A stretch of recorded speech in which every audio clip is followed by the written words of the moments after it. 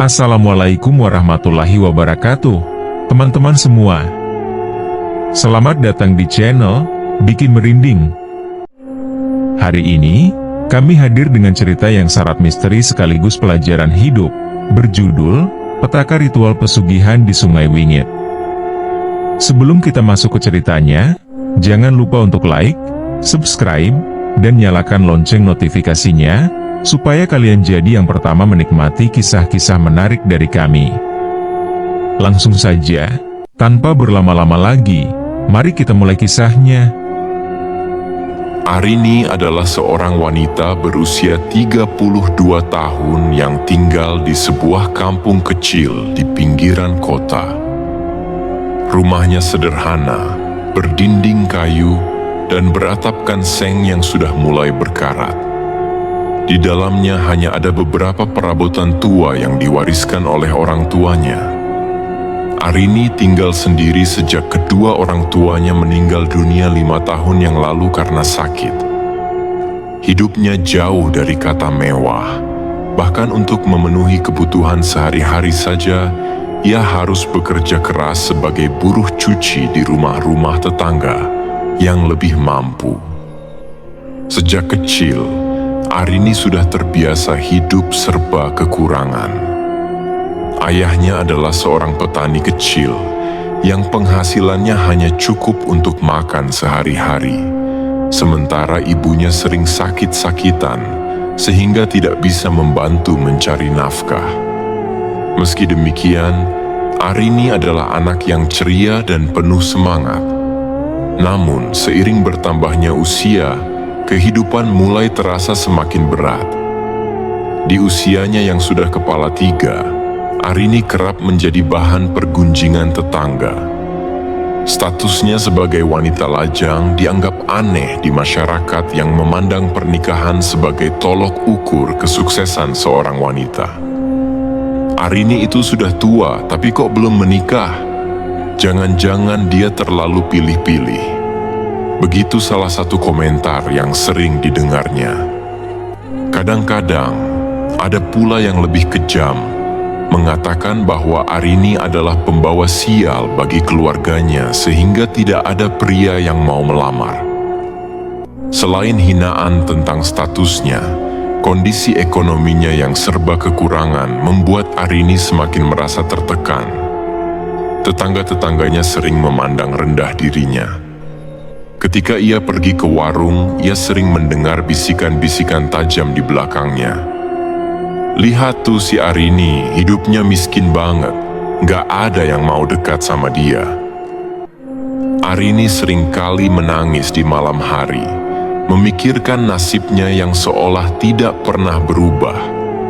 Ia ingin memiliki kehidupan yang lebih baik, ingin keluar dari lingkaran kemiskinan yang menjeratnya sejak lahir. Namun, ia merasa tidak memiliki cukup kemampuan atau keberuntungan untuk mengubah hidupnya. Pendidikan yang rendah dan keterbatasan peluang di kampungnya membuat mimpi itu terasa jauh dari jangkauan. Suatu hari, ketika Arini sedang mencuci pakaian di sungai kecil di dekat kampungnya, ia bertemu dengan seorang wanita tua yang tampak aneh. Wanita itu mengenakan baju serba hitam dengan rambut putih panjang yang diikat rapi. Wajahnya penuh dengan keriput, namun matanya memancarkan sorot yang tajam. Wanita itu memperhatikan Arini dari kejauhan, kemudian perlahan mendekatinya. "Kamu terlihat sangat lelah, nak," kata wanita tua itu dengan suara serak namun penuh wibawa. Arini hanya mengangguk pelan, tidak ingin memulai pembicaraan dengan orang asing. Namun, wanita tua itu terus berbicara. "Hidupmu pasti sulit ya. Aku bisa melihatnya dari raut wajahmu." Ucapan itu membuat Arini merasa tersentuh sekaligus penasaran. Ia akhirnya mulai bercerita tentang kehidupannya yang penuh kesulitan, tentang tekanan dari tetangga, dan keinginannya untuk keluar dari kemiskinan. Wanita tua itu mendengarkan dengan seksama, lalu mengangguk seolah memahami perasaan Arini. "Ada cara, kalau kamu benar-benar ingin hidupmu berubah," kata wanita tua itu sambil menatap Arini dengan sorot mata yang tajam. "Apa maksudnya, Bu?" tanya Arini dengan nada penasaran, meski ada sedikit rasa ragu di hatinya. Di ujung desa ini, ada sebuah sungai yang dikenal sebagai Sungai Angker. Banyak orang tidak berani mendekatinya, terutama saat malam hari, karena katanya tempat itu dihuni oleh makhluk gaib. Tapi di sana, ada sebuah ritual yang bisa membantumu mendapatkan kekayaan instan. Aku pernah melihat beberapa orang yang hidupnya berubah setelah melakukannya. Arini tertegun mendengar penjelasan itu. Di satu sisi, ia merasa tertarik, namun di sisi lain, ia takut dengan konsekuensi yang mungkin harus ditanggung.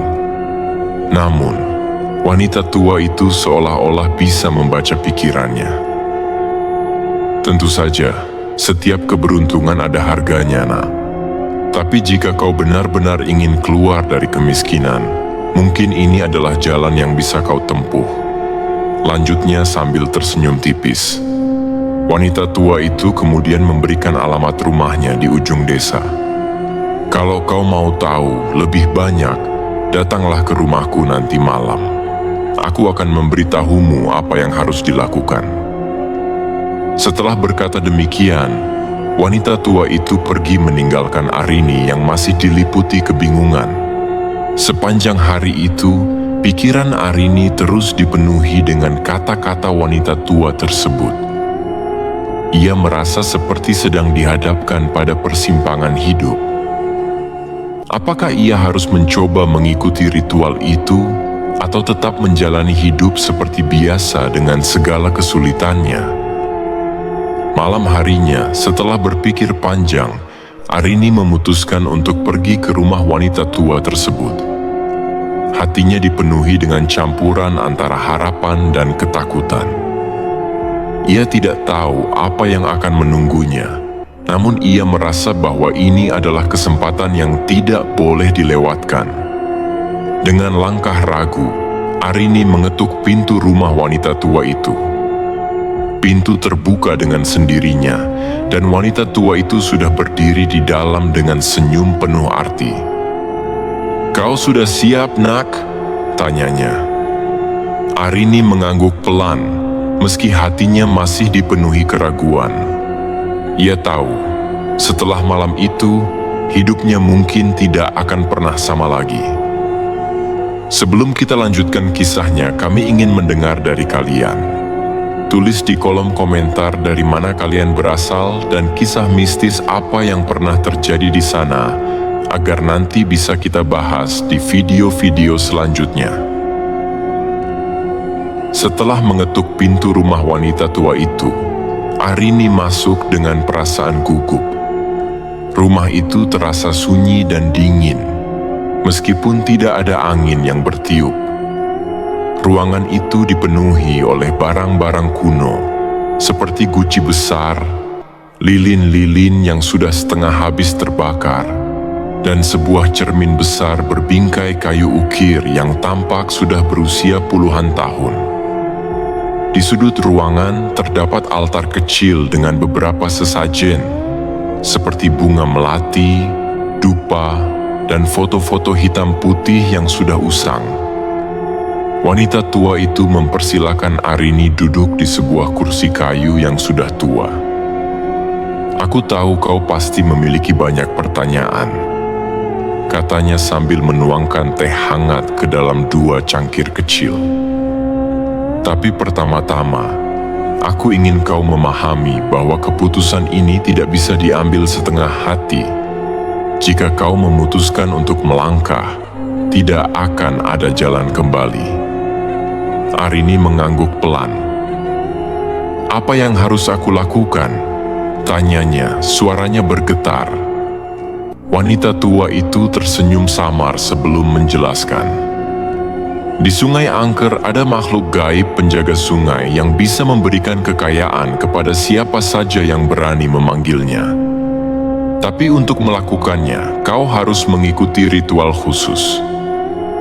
Arini mendengarkan dengan saksama. Wanita tua itu kemudian mulai merinci apa saja yang dibutuhkan.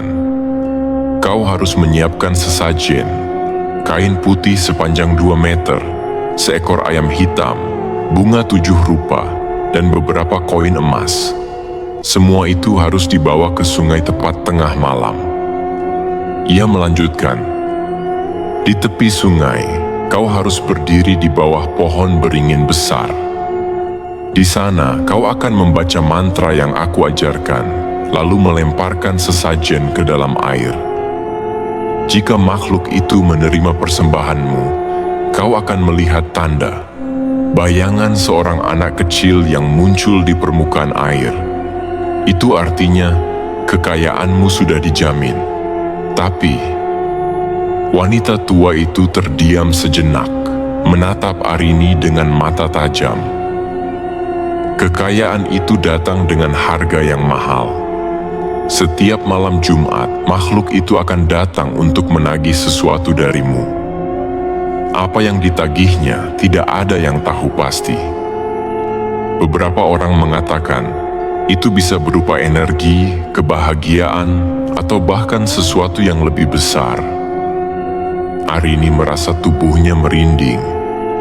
Apakah aku akan aman? Tanyanya pelan.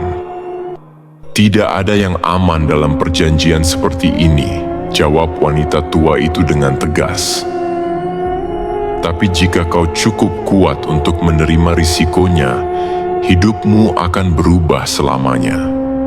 Wanita tua itu kemudian mengajarkan mantra yang harus diucapkan selama ritual. Kata-katanya terdengar seperti campuran bahasa Jawa kuno dan bahasa yang tidak dikenali Arini.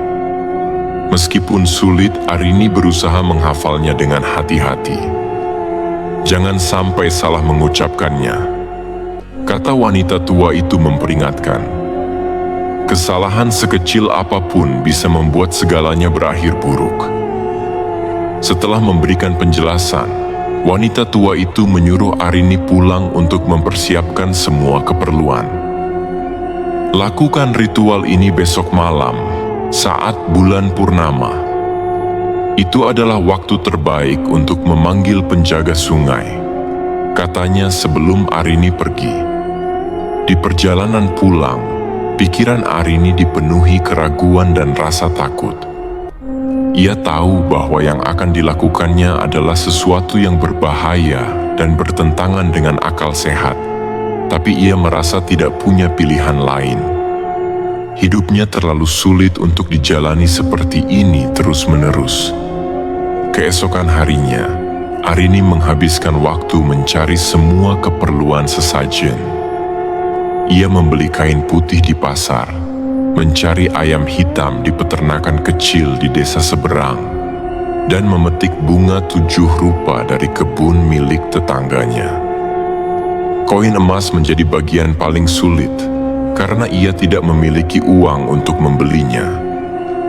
Setelah berpikir keras, Arini memutuskan untuk menjual satu-satunya perhiasan peninggalan ibunya, sebuah cincin perak kecil, untuk mendapatkan koin-koin tersebut. Malam itu, setelah semua persiapan selesai, Arini duduk di kamarnya sambil menatap barang-barang yang telah ia kumpulkan.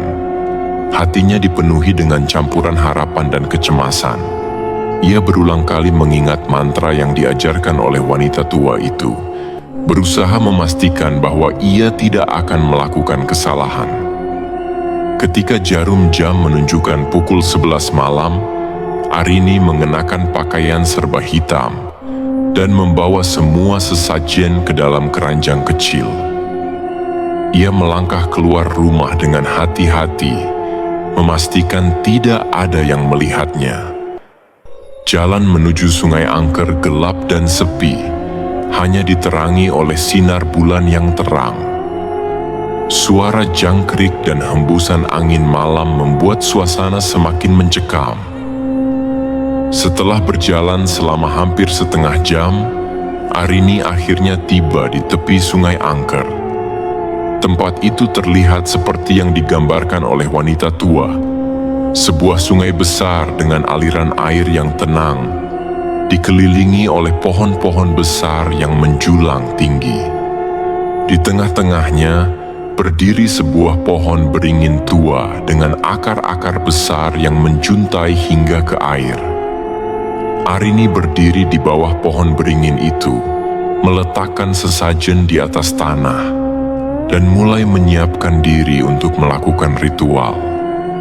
Ia menyalakan dupa, menyebarkan bunga 7 rupa di sekitar sesajen, dan memegang ayam hitam yang terus-menerus berontak di tangannya.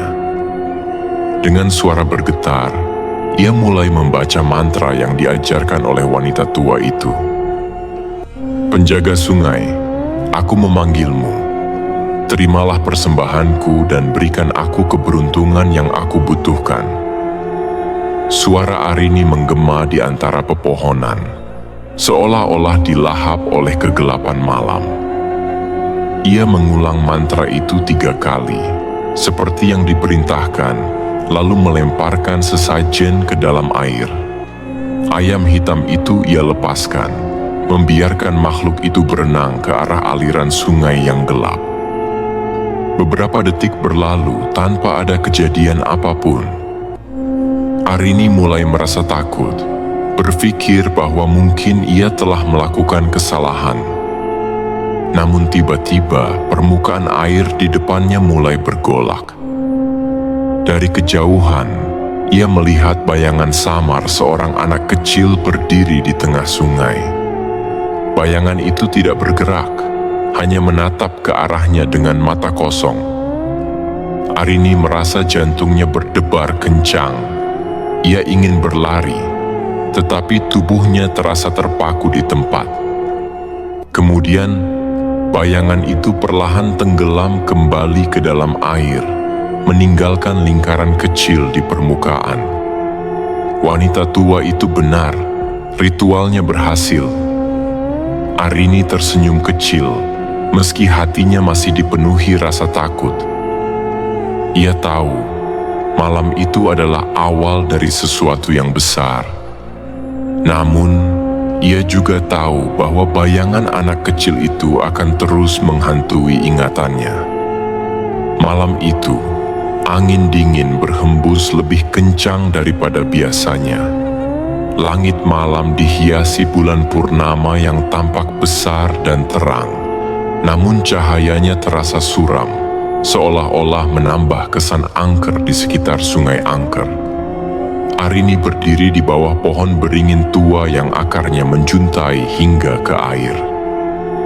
Dengan gemetar, ia memegang sesajen yang sudah ia siapkan di dalam keranjang. Bau dupa yang ia nyalakan sejak tadi bercampur dengan aroma tanah basah, menambah suasana mencekam. Sungai ini seperti hidup. Gumamnya pelan, mencoba menenangkan diri. Arini melirik jam di tangannya, tepat pukul 12 malam. Waktu yang dikatakan oleh wanita tua itu telah tiba. Ia menarik napas dalam-dalam dan mengingat kembali semua instruksi yang sudah dihafalnya. Langkah pertama, ia meletakkan kain putih di tanah, membentangkannya di depan pohon beringin. Di atas kain itu, ia menata bunga 7 rupa dengan rapi, menaruh koin emas di tengah-tengah, dan ayam hitam yang telah ia ikat kakinya diletakkan di sisi sesajen. Ayam itu tampak gelisah, berusaha melepaskan diri dari ikatan, tetapi Arini menahan napas dan berusaha tidak terganggu. Penjaga sungai, aku memanggilmu. Arini mulai mengucapkan mantra yang telah diajarkan. Suaranya bergetar, dan beberapa kali ia harus berhenti untuk memastikan tidak ada yang salah dalam pengucapannya. Setiap kali ia mengulang mantra itu, suasana di sekitar terasa semakin berat. Angin yang semula tenang tiba-tiba bertiup kencang, membuat daun-daun berguguran dari pohon beringin. Pada mantra ketiga, tiba-tiba air sungai mulai bergolak, meskipun tidak ada angin yang menyentuh permukaannya. Gelombang kecil muncul, menciptakan suara gemuruh yang membuat Arini semakin takut. Ia menahan napas saat melihat permukaan air yang semula tenang kini berubah menjadi pusaran kecil. Langkah berikutnya, ia mengambil ayam hitam dari keranjang dan mengangkatnya tinggi-tinggi di atas kepalanya. Dengan suara gemetar, ia melanjutkan mantra terakhir sambil melemparkan ayam itu ke sungai. Ayam itu melompat-lompat di atas air sebelum tenggelam ke dalam pusaran. "Terimalah persembahanku," bisik Arini, suaranya hampir tidak terdengar. Beberapa saat tidak terjadi apa-apa. Arini berdiri mematung, matanya terpaku pada pusaran air di depannya. Ia mulai merasa panik, berpikir bahwa ritualnya mungkin tidak berhasil. Namun tiba-tiba, dari dalam pusaran itu, muncul bayangan seorang anak kecil. Bayangan itu tampak samar, seperti kabut yang membentuk sosok manusia. Anak kecil itu berdiri di tengah sungai, menatap lurus ke arah Arini. Matanya hitam pekat tanpa cahaya. Ia tidak tersenyum, tidak bergerak, hanya diam di tempatnya. Arini merasakan tubuhnya gemetar hebat. Ia ingin melarikan diri, tetapi kakinya terasa seolah tertanam di tanah. Suara detak jantungnya terdengar begitu keras di telinganya, seakan menenggelamkan semua suara di sekitarnya. Bayangan itu perlahan mengangkat tangannya, menunjuk ke arah Arini. Sejenak, waktu terasa berhenti. Lalu suara kecil namun tajam terdengar di telinga Arini, seperti bisikan yang tidak berasal dari dunia ini. "Keinginanmu akan terkabul, tapi ingat, harganya sudah ditentukan." Bayangan itu kemudian menghilang, tenggelam kembali ke dalam air. Bersamaan dengan itu, pusaran air pun lenyap, dan sungai kembali tenang seperti sedia kala. Arini berdiri kaku, tidak mampu berkata-kata. Ia tahu ritualnya berhasil, tetapi ia tidak tahu apa yang akan terjadi selanjutnya. Dengan tangan gemetar, ia mengumpulkan barang-barang yang tersisa dan bergegas meninggalkan tempat itu. Langkahnya terasa berat, seolah-olah ada sesuatu yang mengikuti di belakangnya. Saat berjalan pulang, Arini terus menoleh ke belakang, merasa seolah-olah diawasi. Namun jalanan gelap itu kosong, hanya ada dirinya dan bayangan pohon-pohon besar yang bergoyang tertiup angin. Setibanya di rumah, ia langsung mengunci pintu dan menyalakan semua lampu. Malam itu, Arini tidak bisa tidur. Ia duduk di sudut kamar, memeluk lutut sambil mencoba menenangkan pikirannya. Bayangan anak kecil yang muncul di sungai terus terlintas di benaknya. Tatapan hitam pekat itu terasa begitu nyata, seperti mengingatkan bahwa ia telah memasuki sebuah dunia yang tidak seharusnya ia sentuh. Namun, di balik ketakutannya, ada sedikit rasa lega. Ia berhasil melewati ritual itu. Kini, ia hanya bisa menunggu untuk melihat apakah kekayaan yang dijanjikan akan datang ke dalam hidupnya. Pagi itu, setelah malam yang panjang dan penuh ketegangan, Arini akhirnya tertidur sejenak di sofa ruang tamunya. Namun, ia terbangun dengan suara ketukan di pintu. Dengan mata yang masih berat, ia berjalan ke pintu dan membukanya. Di sana berdiri seorang kurir, membawa amplop coklat tebal. "Ini untuk Anda, Bu Arini," kata kurir itu sambil menyerahkan amplop tersebut. Arini kebingungan. Ia tidak pernah memesan apapun, apalagi mengharapkan kiriman. Namun saat membuka amplop itu, matanya membelalak. Di dalamnya ada seikat uang tunai yang tebal, pecahan 100.000 rupiah yang masih baru. Tidak ada surat penjelasan, hanya uang yang seakan muncul begitu saja tanpa alasan. Kekayaan ini sudah dimulai, pikirnya, teringat dengan bayangan anak kecil di sungai malam itu. Arini duduk terdiam di ruang tamunya, memegang uang tersebut dengan tangan gemetar. Ia merasa campuran antara kebahagiaan dan ketakutan. Selama ini, ia selalu hidup dalam kekurangan. Sekarang, dalam sekejap, ia memiliki uang yang cukup untuk membayar semua utang dan membeli kebutuhan sehari-hari. Hari-hari berikutnya, kehidupan Arini berubah drastis. Keberuntungan datang dari berbagai arah. Ia mendapatkan panggilan kerja dari sebuah perusahaan besar, meskipun sebelumnya ia tidak pernah melamar. Tidak hanya itu, saat berjalan di pasar, ia menemukan sebuah dompet berisi uang yang jumlahnya cukup besar. Arini mencoba mencari pemilik dompet itu, tetapi tidak ada yang mengakuinya. Akhirnya, ia menyimpannya. Keberuntungan ini terus berlanjut. Dalam waktu sebulan, Arini mampu melunasi utangnya, merenovasi rumah kecilnya, dan bahkan membeli perabotan baru. Tetangga-tetangganya yang dulu sering menghina kini memuji keberhasilannya. Mereka tidak tahu dari mana uang itu berasal, tetapi mereka mulai memandang Arini dengan rasa hormat, bahkan iri. Namun, perubahan paling mencolok ada pada penampilan Arini. Ia mulai mengenakan pakaian yang lebih mahal, berdandan dengan riasan sempurna, dan membeli perhiasan emas yang mencolok. Wajahnya yang dulu tampak murung kini penuh dengan senyuman puas. Ini hidup yang selama ini aku inginkan, pikir Arini. Ia mulai menikmati kehidupan baru ini. Setiap malam, ia menghabiskan waktu di restoran mewah atau berjalan-jalan di pusat perbelanjaan.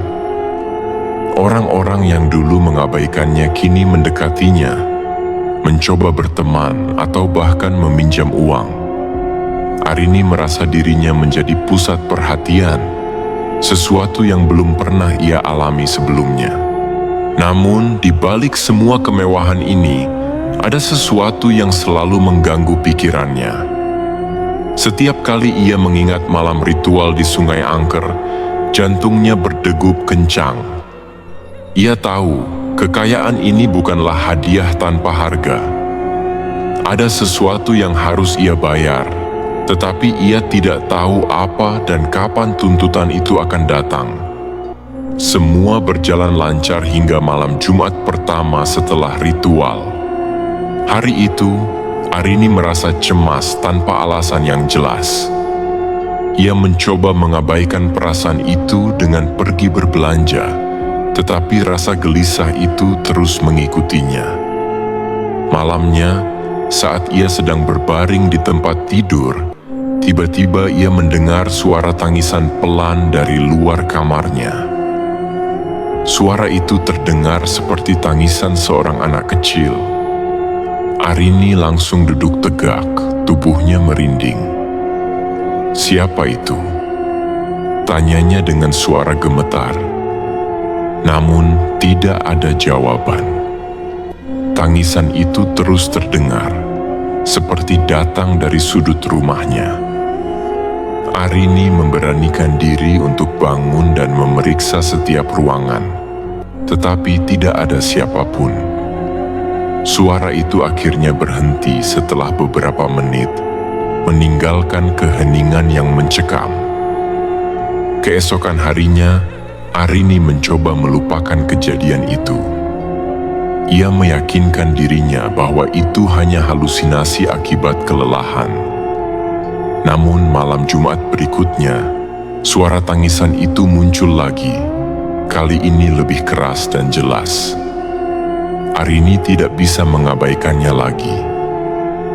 Suara itu selalu datang pada malam Jumat, tepat saat tengah malam. Semakin lama, suara tangisan itu terdengar lebih dekat, seolah-olah berasal dari dalam kamarnya. Arini mulai kehilangan ketenangan. Ia mencoba tidur dengan lampu menyala, tetapi tetap tidak bisa merasa aman. Meski gangguan ini semakin sering terjadi, Arini mencoba menjalani kehidupannya seperti biasa. Ia tetap menikmati kekayaannya, membeli barang-barang mewah, dan bersosialisasi dengan orang-orang baru. Namun, di balik senyuman itu, ada rasa takut yang terus menghantuinya. Setiap malam Jumat, ia merasa seolah-olah ada mata yang mengawasinya, bayangan kecil yang bergerak cepat di sudut matanya. Bahkan ketika ia tidak mendengar tangisan, ia merasa kehadiran sesuatu yang tidak terlihat. Kekayaan ini tidak sebanding dengan ketenangan yang aku hilangkan, pikir Arini suatu malam saat duduk sendirian di ruang tamu. Namun ia terlalu dalam untuk mundur. Kekayaan itu sudah menjadi bagian dari hidupnya, dan ia tidak bisa membayangkan kembali ke kehidupan lamanya yang penuh kekurangan. Begitu banyak yang telah berubah dalam hidup Arini, tetapi di dalam hatinya, ia tahu bahwa keberuntungannya ini adalah pedang bermata dua. Ia hidup dalam kemewahan, tetapi setiap malam Jumat, ia diingatkan bahwa semuanya memiliki harga yang harus dibayar. Apa yang sebenarnya terjadi? Apakah suara tangisan itu hanya awal dari konsekuensi yang lebih besar? Malam Jumat berikutnya datang dengan suasana yang lebih mencekam dari sebelumnya. Angin dingin bertiup di luar rumah Arini, membuat dedaunan kering bergesekan dan menciptakan suara seperti bisikan. Ia duduk di ruang tamu, memeluk bantal sambil memandangi jam dinding. Jarum jam hampir menunjukkan pukul 12 malam. Ini hanya perasaan. Tidak ada apa-apa, gumamnya, mencoba meyakinkan dirinya. Namun, seperti yang sudah terjadi pada malam-malam sebelumnya, suara tangisan itu kembali. Kali ini, tangisan terdengar lebih jelas, seperti berasal dari dalam rumahnya. Arini bangkit dari sofa, matanya melirik ke arah dapur. "Siapa di sana?" tanyanya dengan suara yang bergetar. Tidak ada jawaban, hanya suara tangisan yang terdengar semakin dekat. Jantung Arini berdegup kencang. Ia meraih senter dari meja, meskipun lampu di rumahnya menyala terang. Dengan langkah hati-hati, ia menuju dapur, mencoba mencari sumber suara. Saat tiba di sana, ia melihat pemandangan yang membuat darahnya membeku. Piring-piring di rak bergetar perlahan, seolah-olah disentuh oleh sesuatu yang tidak terlihat. Gelas-gelas berderak, lalu satu persatu jatuh ke lantai, pecah berkeping-keping. Arini menjerit dan berlari kembali ke ruang tamu. Ia memeluk lututnya di sudut ruangan, tidak tahu harus berbuat apa. Tangisan itu berhenti, tetapi bayangan kecil muncul di sudut pandangnya.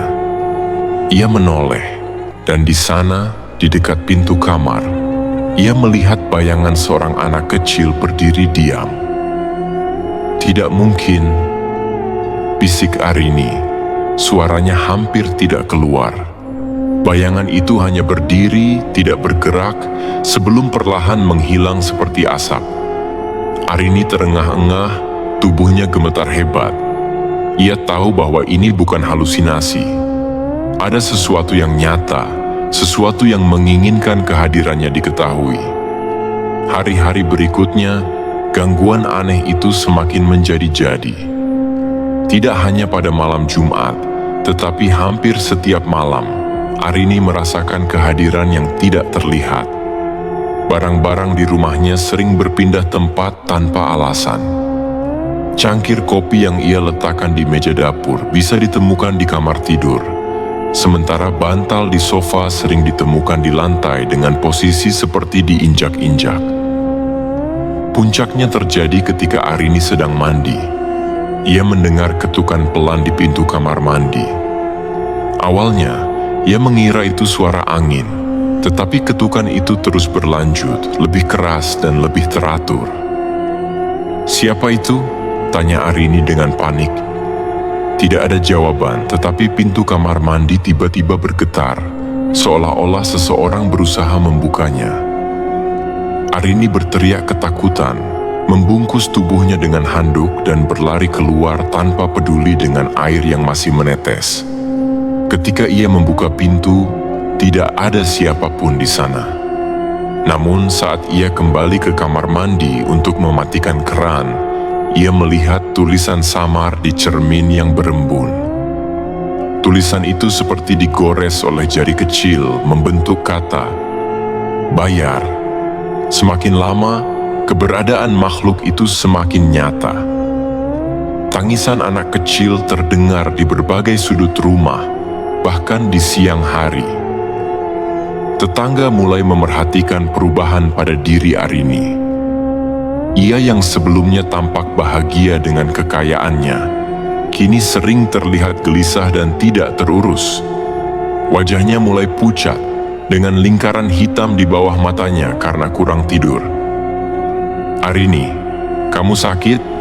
tanya seorang tetangga saat melihatnya di pasar. Arini hanya menggeleng lemah, tidak ingin menjelaskan apa yang sebenarnya terjadi. Bagaimana mungkin ia bisa menjelaskan bahwa ia dihantui oleh sesuatu yang berasal dari dunia lain?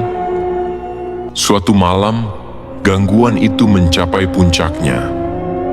Arini sedang tidur di kamarnya ketika ia terbangun oleh suara tangisan yang sangat keras. Ia membuka matanya, dan di ujung tempat tidur, ia melihat seorang anak kecil duduk membelakanginya. Anak itu memakai pakaian putih yang kotor dan sobek-sobek, dengan rambut yang basah meneteskan air. Arini membeku di tempat, tidak mampu bergerak atau berteriak. Anak itu perlahan menolehkan kepala ke arahnya, menampilkan wajah yang pucat dengan mata hitam pekat. "Kenapa kamu ambil aku?" Suara anak itu pelan, tetapi penuh dengan kemarahan. Arini tidak tahu harus menjawab apa. Mulutnya terbuka, tetapi tidak ada kata yang keluar. Anak itu menatapnya tajam, lalu tiba-tiba menghilang, meninggalkan genangan air di ujung tempat tidur. Malam itu, Arini tidak bisa tidur lagi. Ia duduk di sudut kamar, tubuhnya menggigil. Ia tahu bahwa ini adalah konsekuensi dari ritual yang ia lakukan. Ia telah menerima kekayaan, tetapi bayangan anak kecil ini adalah harga yang harus ia bayar. Semakin lama, Arini merasa bahwa ia tidak lagi sendirian di rumah. Ada sesuatu yang terus mengawasinya, menghantuinya. Ia mulai mendengar langkah kaki kecil berlari di koridor, suara tawa kecil yang menyeramkan, dan bahkan merasakan sentuhan dingin di punggungnya saat ia sedang sendirian. Gangguan ini bukan hanya tentang ketakutan. Ia merasa bahwa kehidupannya mulai dikendalikan oleh sesuatu yang lebih besar. Kekayaan yang dulu ia nikmati kini terasa seperti beban yang menghancurkannya perlahan-lahan. Di tengah rasa putus asa, Arini mulai bertanya-tanya, apakah ada cara untuk menghentikan ini? Hari-hari yang penuh kemewahan berubah menjadi malam-malam panjang yang dihantui rasa takut. Arini mulai kehilangan kendali atas dirinya. Rumah yang dulu ia banggakan kini terasa seperti penjara. Setiap sudutnya mengingatkannya pada suara tangisan, langkah kaki kecil, dan bayangan yang selalu mengintai. Ia duduk di ruang tamu dengan wajah lesu, menatap kosong ke dinding. Di meja di depannya, tergeletak tumpukan uang yang baru saja ia temukan pagi itu. Namun, keberadaan uang itu tidak lagi memberinya kebahagiaan seperti sebelumnya. Apa yang sebenarnya aku lakukan? Gumam Arini, suaranya nyaris tak terdengar. Ketakutan dan rasa bersalah mulai menggerogoti pikirannya. Ia mengingat setiap detil ritual yang ia lakukan di Sungai Angker, setiap langkah yang ia ambil untuk mencapai kekayaan ini. Semuanya terasa begitu salah, tetapi ia tidak tahu bagaimana cara memperbaikinya. Arini memutuskan untuk kembali menemui wanita tua yang dulu memberinya petunjuk tentang ritual itu. Dengan membawa sesajen sederhana dan rasa putus asa yang mendalam, ia berjalan ke rumah wanita tua itu di sebuah kampung yang sepi. Wanita tua itu menyambutnya dengan tatapan tajam, seolah sudah tahu alasan kedatangannya. "Kamu kembali," katanya singkat, suaranya serak namun penuh makna. Arini mengangguk, air mata mengalir di pipinya. Tolong aku, Bu. Aku tidak bisa hidup seperti ini lagi." Wanita tua itu menghela napas panjang, lalu duduk di kursi bambu di depan rumahnya. "Aku sudah memperingatkanmu, bukan? Semua ini ada harganya. Apa yang kamu alami sekarang adalah bagian dari perjanjian itu. Tapi aku tidak tahu akan seperti ini," teriak Arini, suaranya dipenuhi rasa frustrasi. "Anak kecil itu, dia terus menghantuiku. Apa yang sebenarnya terjadi? Siapa dia?" Wanita tua itu menatap Arini dalam-dalam sebelum menjawab. "Anak itu adalah roh korban dari ritual yang kamu lakukan. Setiap kekayaan yang diberikan oleh penjaga sungai selalu mengambil sesuatu dari dunia ini sebagai gantinya." Arini tertegun. "Korban, maksudnya? Aku telah membunuh seseorang? Bukan kamu yang melakukannya, tetapi itu adalah bagian dari perjanjian. Penjaga sungai mengambil seorang anak kecil yang tidak bersalah untuk menjadi bagian dari dunia mereka.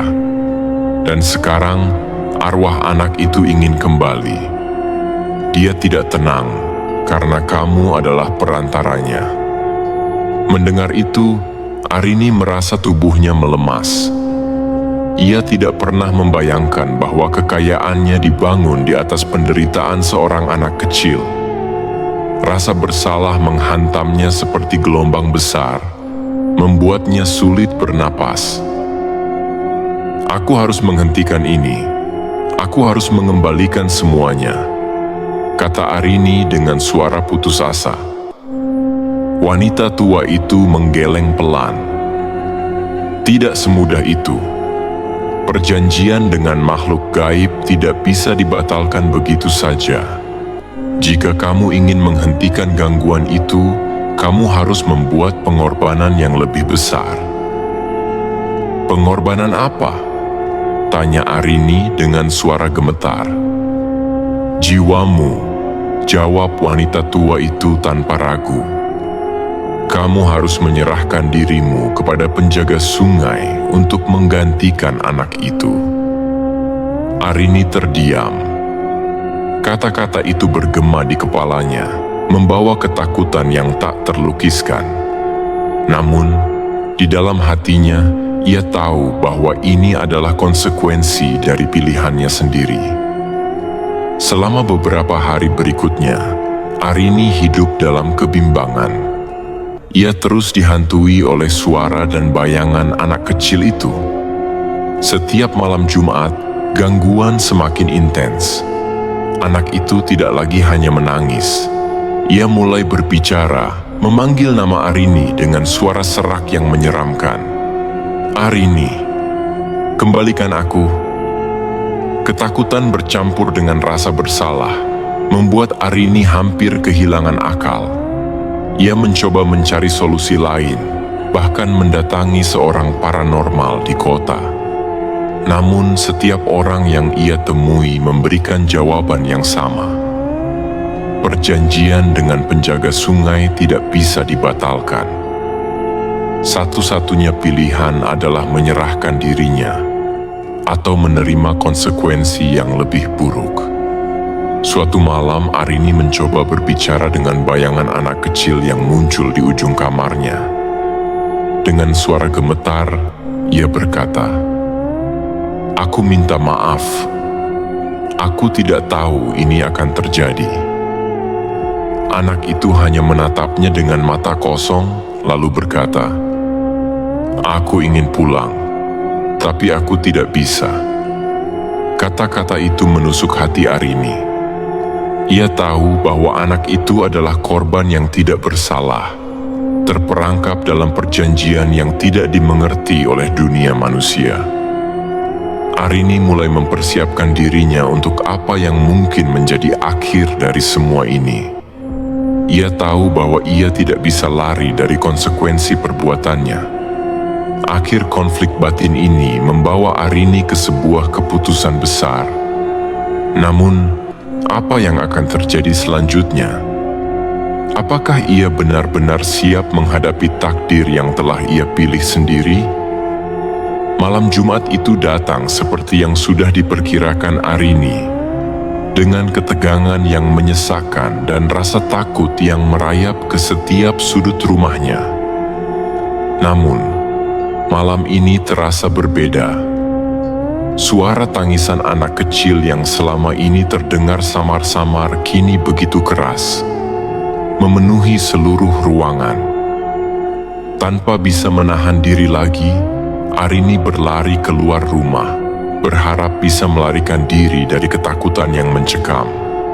Namun, begitu ia melangkah keluar, semuanya terasa gelap.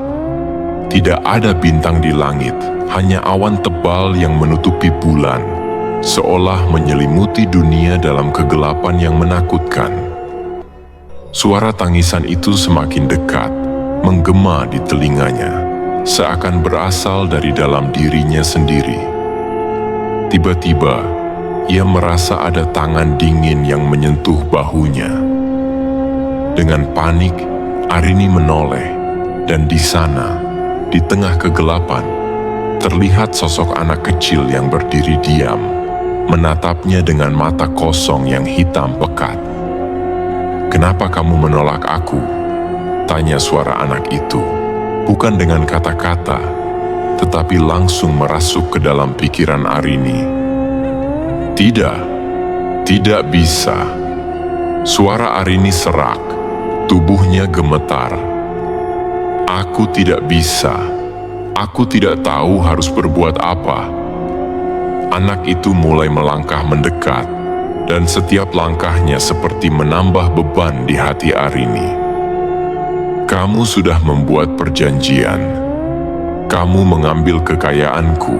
Sekarang aku datang untuk menagihnya," kata suara itu lagi. Arini mundur beberapa langkah, merasa terjepit oleh kehadiran anak itu yang semakin mendekat. Setiap kali ia berusaha berbalik untuk lari, rasanya seperti dinding tak terlihat menghalangi jalannya. Tak ada jalan keluar, tak ada tempat untuk bersembunyi.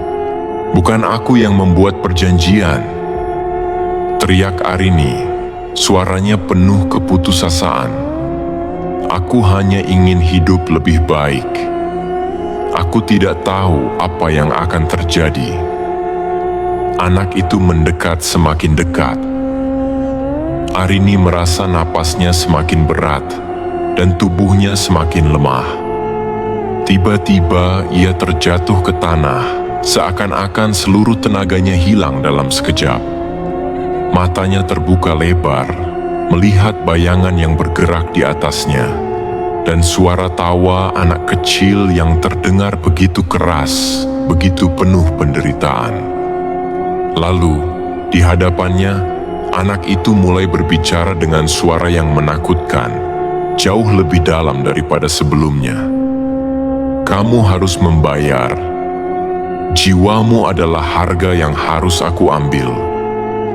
Dengan tak sadar, Arini merasakan tubuhnya terangkat, seolah oleh kekuatan yang tidak tampak. Pandangannya menjadi kabur, dan suara tawa itu semakin keras di telinganya. Rasanya seperti seluruh dunia berputar dan ia tidak bisa mengontrol apa yang terjadi. Ia merasa terperangkap dalam sebuah lingkaran tak berujung dan kesadaran mulai pudar.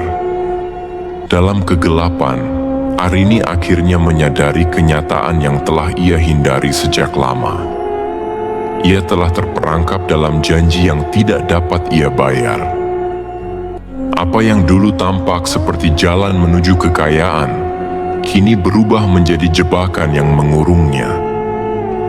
Kekayaan yang ia nikmati, kenyamanan yang ia rasakan, kini semuanya terbayar dengan rasa takut yang tak tertahankan. Dan akhirnya, dengan jiwanya, Arini merasakan tubuhnya dipaksa berdiri dan anak kecil itu mendekatinya. Tangan dingin yang menggenggamnya membuatnya terperangkap dalam kegelapan yang semakin pekat. "Sekarang, waktunya kamu membayar," bisik suara itu, dan tubuh Arini mulai terasa terlepas dari dunia ini. Matanya terbuka lebar, memandang ke dunia yang semakin jauh menjauh darinya.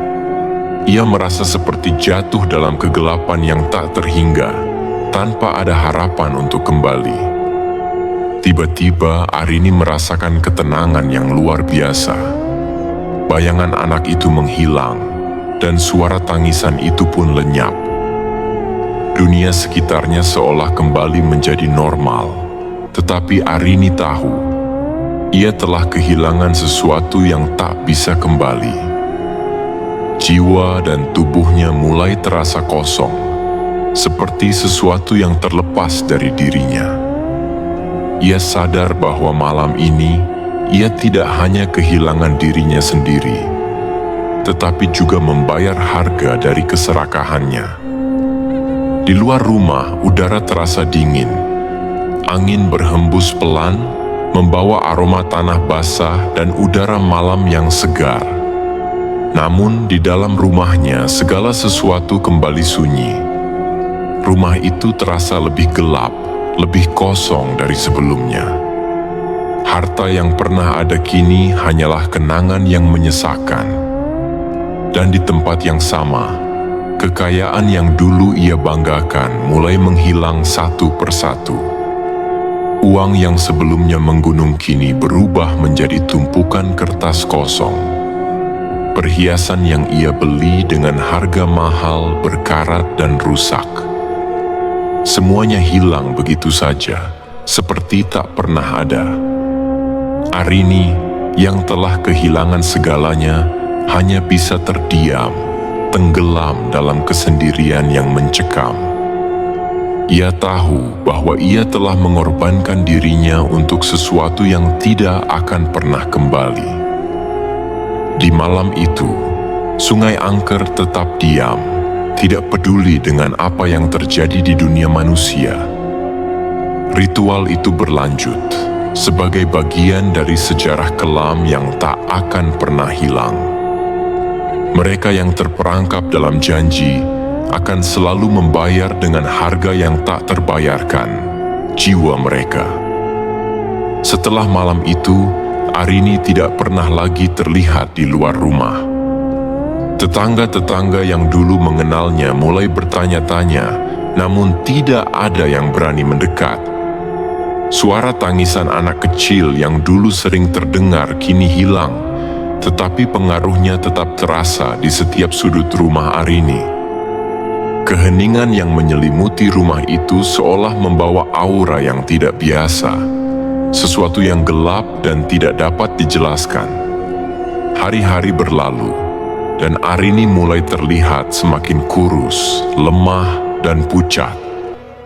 Wajahnya yang dulu ceria kini tampak kosong, seolah tidak ada lagi semangat hidup di dalamnya.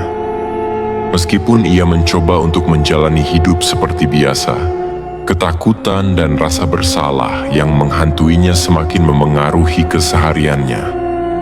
Suatu sore, seorang pria tua yang dikenal sebagai dukun datang ke rumah Arini.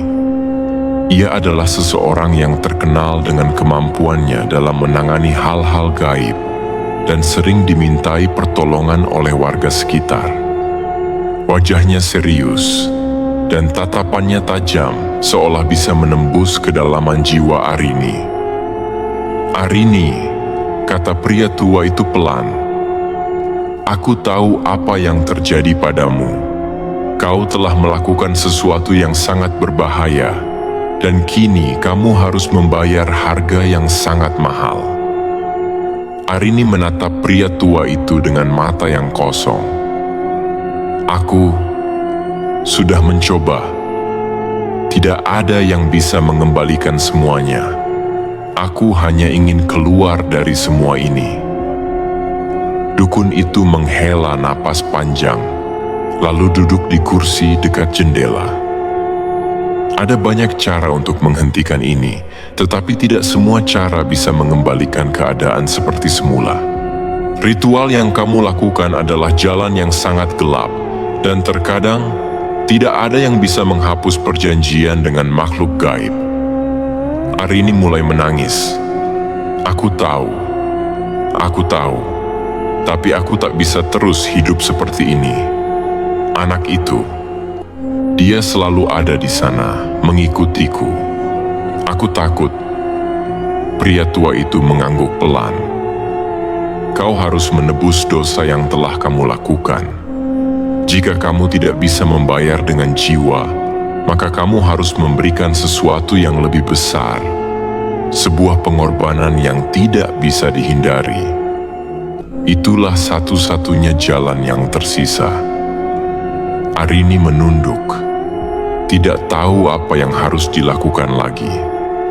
Ia telah mencoba untuk melarikan diri, tetapi kehadiran anak itu selalu mengingatkannya pada perjanjiannya yang kelam.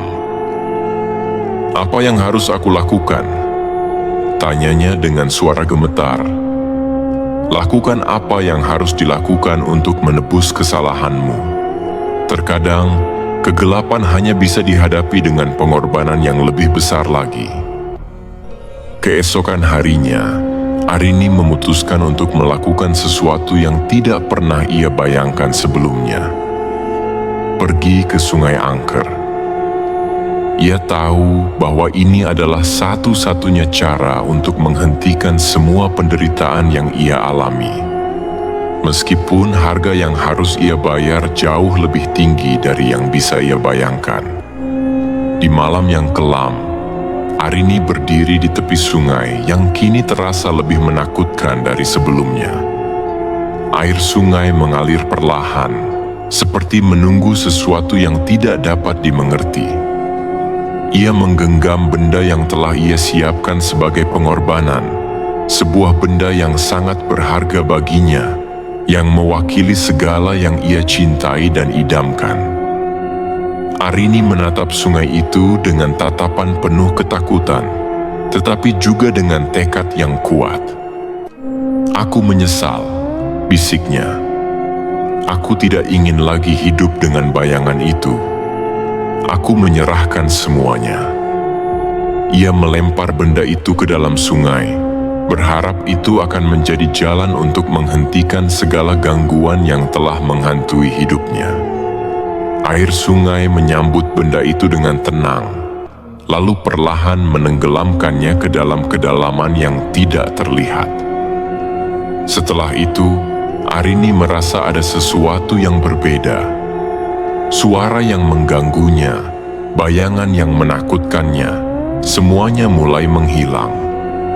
Ia merasakan ketenangan yang luar biasa, seolah-olah segala sesuatu yang buruk dalam hidupnya mulai memudar.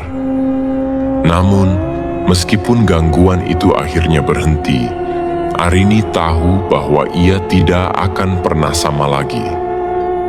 Pengalaman yang ia alami, harga yang telah ia bayar, semuanya tetap menjadi bagian dari dirinya.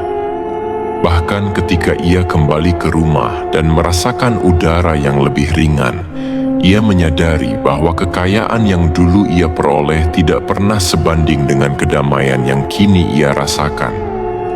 Beberapa bulan kemudian, rumah Arini dijual, dan ia memutuskan untuk pindah ke tempat yang jauh dari Sungai Angker.